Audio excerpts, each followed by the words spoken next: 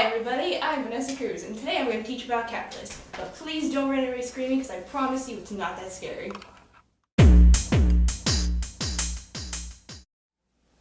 So we've all heard about integrals before, especially when we talk about area under the curve. But today we're going to talk about a special type of integrals called improper integrals. So what kind of problems require improper integrals? There are three cases.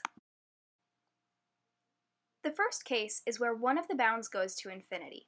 In this case, it can be either positive or negative, and you'll have to set up an improper integral to be a placeholder for that infinite bound. The second case, however, is where both of the endpoints go to an undefinable number, negative infinity to positive infinity. In this case, you'll have to insert a and b as placeholders for these infinite bounds and pick a nice number in between for the separate integrals. Finally, the third case is where there is a discontinuity within the integral.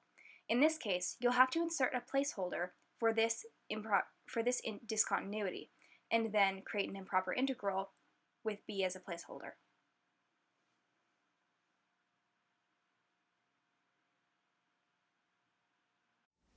For any of these cases, it's impossible to do a regular integral, so instead you must take the limit of the integral as a certain placeholder variable approaches infinity.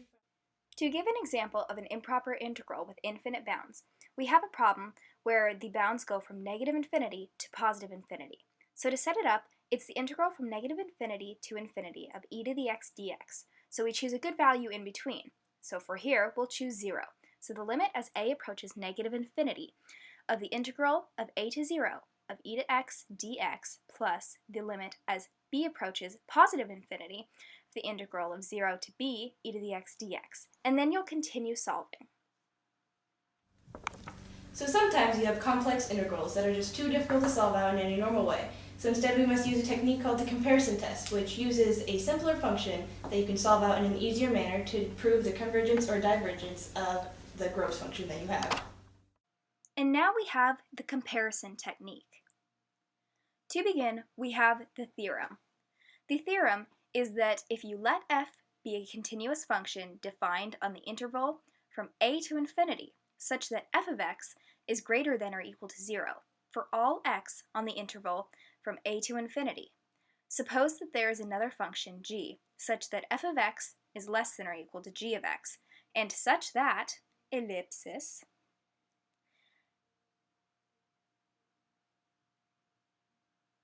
the integral from a to infinity g of x dx converges.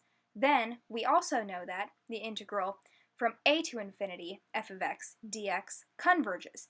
And moreover, the integral from a to infinity f of x dx is less than or equal to the integral from a to infinity g of x dx. If trying to prove a function's convergence, you must pick a function that has similar behavior but is greater and will always converge. This will push the original function down into convergence. Similarly, to prove a function's divergence, you must pick a comparable function with similar behavior but that is less than the original function and will always diverge. This will push the original function up into divergence. So how do you explain this in people words? The comparison test is essentially used to prove that picking a comparable function will push the original function either into convergence or divergence. The hardest part is picking the comparable function, so there's a couple rules and tricks that will help you. So how do you pick a comparable function? This can be quite a daunting task, so here's a few things to keep in mind. Knowing the behavior of the original function is the most important part, especially as it approaches the divergent or discontinuous portion of the function. The two main rules and tricks to keep in mind is whether or not, first, does the numerator contain either sine or cosine, because we know that those values fluctuate on the interval from -1 to 1, so the max value that they can ever reach is 1. And second is how fast the numerator or the denominator becomes larger, so in turn how fast the function becomes smaller and approaches 0.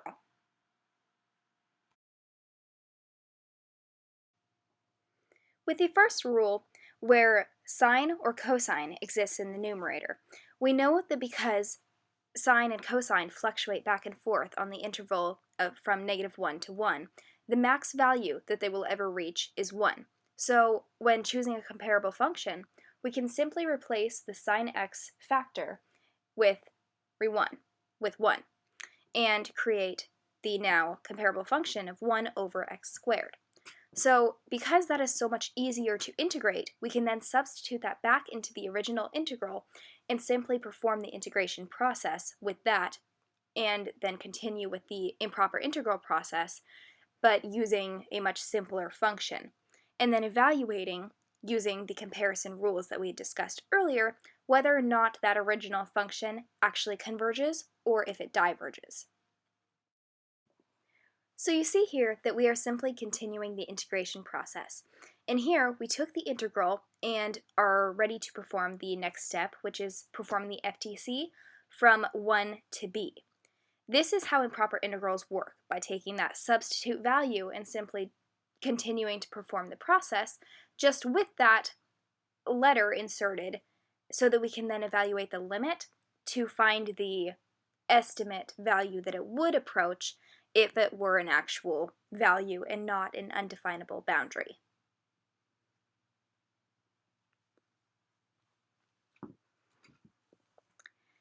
Right here, we know that -1 over b will go to 0 because the denominator becomes infinitely large, and anything over infinity will eventually approach 0.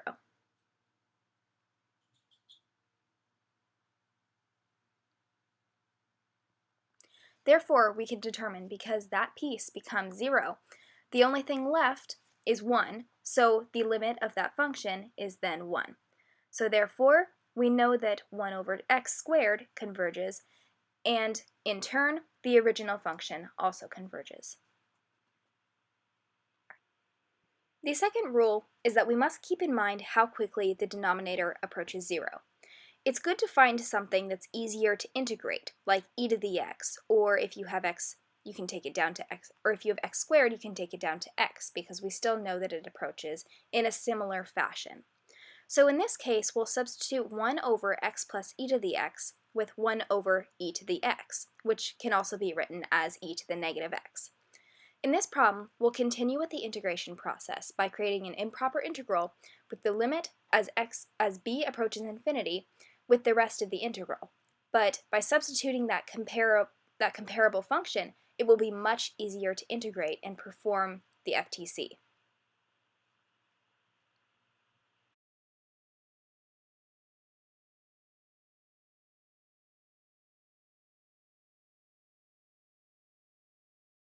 You can see here that we've started to perform the FTC from the first boundary of b, and then minus the second portion to 3.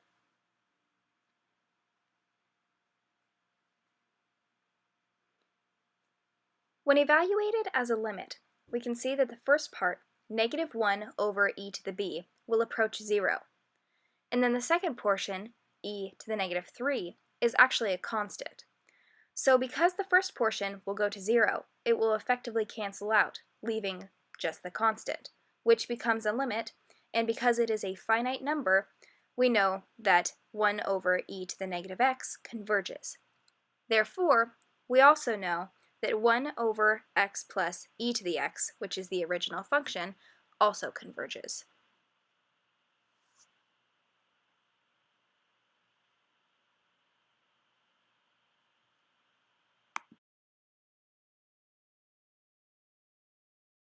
So you may think that you might not ever use these strategies again unless you're going into the math or science fields, which might be true, but there are real-world applications for this. Like, certain companies use these things to test the probability of things, of certain events happening as time goes on infinitely. And that's all the time we have for today. We hope you learned something about improper integrals. Thanks for watching and good luck. Mr. Williams, I'll see you on Tuesday.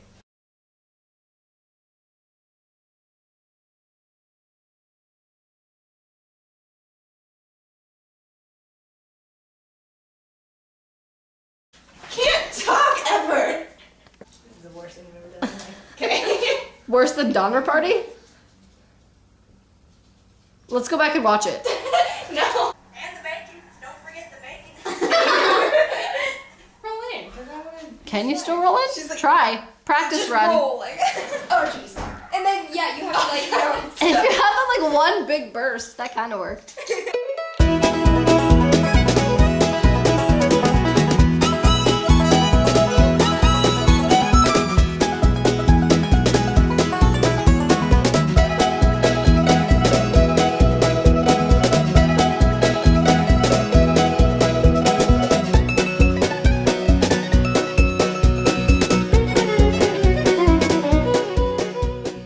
Okay. So we've all talked. Oh wow. Okay. So we've talked about.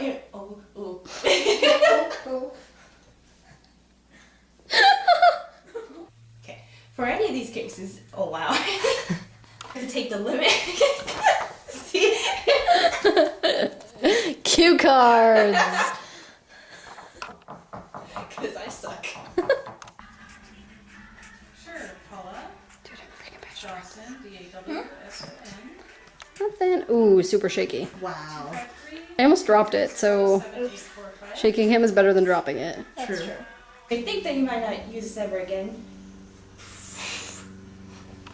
Which you won't. which you won't. I know, girls.